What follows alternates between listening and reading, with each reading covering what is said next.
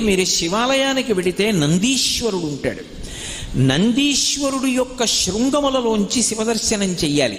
అసలు నందీశ్వరుడి దగ్గరికి వెళ్ళి ప్రార్థన చెయ్యకుండా శివలింగం వంక దర్శనం చెయ్యకూడదు. నంది దగ్గరికి వెళ్ళి మొట్టమొదట ప్రార్థన చెయ్యాలి.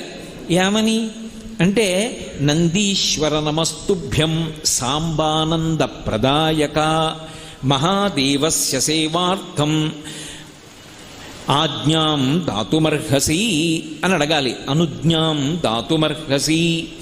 నందీశ్వర నమస్తుభ్యం. నమస్తుభ్యం అంటే రెండు చేతులు కైమోడ్చి ఇలా శిరసు ఉంచి నమస్కరించాలి. నమస్కరించి, ఓ నందీశ్వర నీకు నమస్కరిస్తున్నాను. ఎవరు నువ్వు? సాంబానంద ప్రదాయక. సా అంబ ఆనంద ప్రదాయక. అమ్మతో కలిసి ఉన్నటువంటి శివుని యొక్క